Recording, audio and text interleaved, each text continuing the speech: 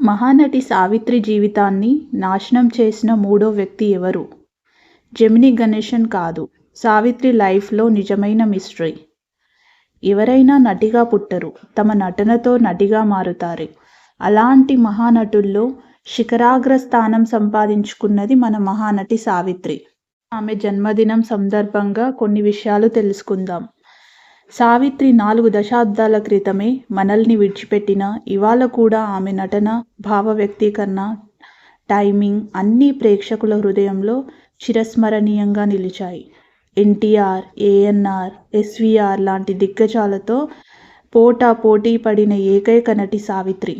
కానీ ఓ వెలుగు వెలిగిన ఈ మహానటి జీవితం చివరకు అతి విషాదంగా ముగిసింది. 1000 కోట్లు సంపాదించినా చివరికి అసలు ఏమీ మిగల్లేదు. ఎందుకని? కారణం ఒకటి కాదు, అనేకం. ప్రజల్లో ఎక్కువగా వినిపించేది సావిత్రి జీవితాన్ని నాశనం చేసింది జెమినీ గణేశన్ అని.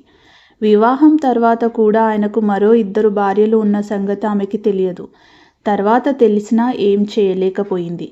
ఈ దెబ్బ ఆమె మనసును బలహీనపరిచింది. జెమినీతో జరిగిన విభేదాల సమయంలో ఒక తమిళ రాజకీయ నాయకుడు సావిత్రిపై కన్నేశాడట.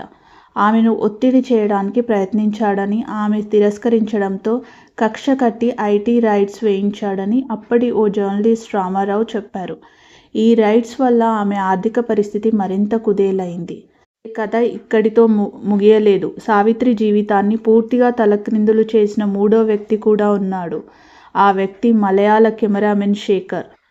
వింజమూరి వెంకట అప్పారావు అనే వ్యక్తి తన ఫేస్బుక్లో చేసిన పోస్ట్ ప్రకారం శేఖర్తో ఉన్న అనుబంధం ఆమె వ్యక్తిగత జీవితంలో పెద్ద మార్పులు తీసుకువచ్చిందట.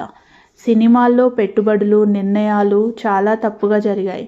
ఇవి ఆమె ఆర్థిక పరిస్థితిని పూర్తిగా దెబ్బతీశాయి.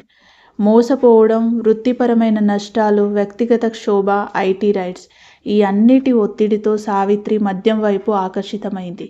అతి తీవ్రమైన ఆరోగ్య సమస్యలతో ఆమె కోమాలోకి వెళ్ళిపోయింది. చివరికి షైన్ అయిన అద్దాల మేడ నుంచి రేకుల షెడ్డు వరకు దిగజారిన జీవితం. కానీ సావిత్రి చనిపోయింది కాదు. ఆమె ప్రతి సినిమా, ప్రతి పాత్ర, ప్రతి చూపు ఇప్పటికీ మనతోనే ఉంది. మహానటు పేరు మాత్రమే కాదు, ఒక యుగం.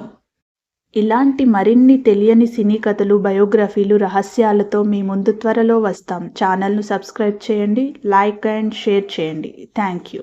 Please subscribe.